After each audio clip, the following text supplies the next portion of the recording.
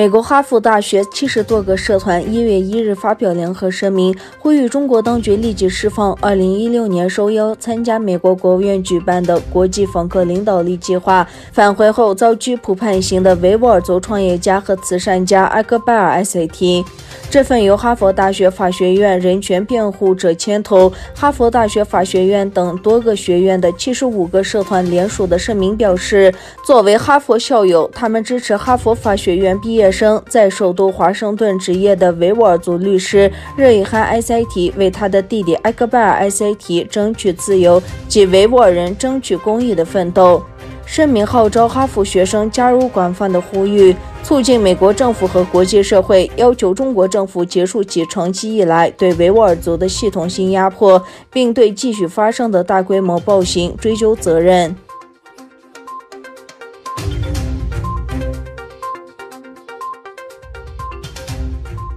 在东突厥散的强迫劳动政策受到国际强烈谴责之际，中国正在利用官方媒体为该地区的破坏辩护。中国新闻网最近发布的一段视频介绍了喀什地区加什县一家制衣厂的工人的就业情况。视频介绍，工厂的工人都是维吾尔族妇女，有1200人被迫以廉价劳动力的形式工作，月薪在800元至2500元之间。此外，根据录像带，工厂生产的服装将出口到日本和东南亚国家，工厂将继续扩大，工人人数将从4000人增加到5000人。最近的报告表明，这些工厂中的大多数工人是女性，而东突厥散的男性则被关押在集中营和监狱中。另一方面，这表明该地区的强迫劳动破坏继续蔓延。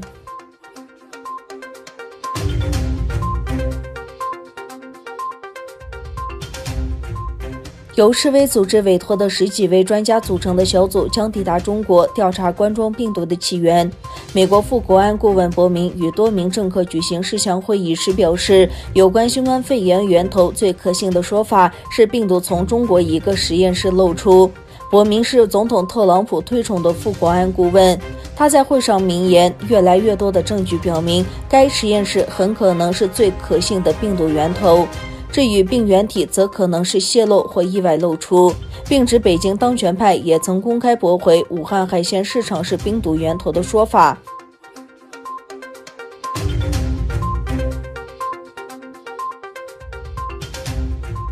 中国外交部长王毅在接受新华社、央视等中国官媒采访时说，中美关系已经来到新的十字路口，也有望打开新的希望之窗。据路透社报道，美国2018年启动了对华贸易战，此后两国之间的摩擦还进一步拓展到了科技、人权等领域。2020年新冠疫情在全球爆发后，美中两国围绕病毒起源问题也发生了激烈的交锋。在采访中，王毅指责美国全面打压遏制中国，企图挑起新冷战，认为这样的做法不仅严重损害两国人民利益，也给世界带来极大危害，注定不得人心，也注定会走向失败。王毅并没有直接点出特朗普或拜登的名字，而是通篇以当政者、新一届政府指代。他表示，中方相信，只要美方积极汲取教训，真正同中方相同而行，中美完全可以通过对话化解矛盾分歧，通过合作扩大共同利益，找到既有利两国。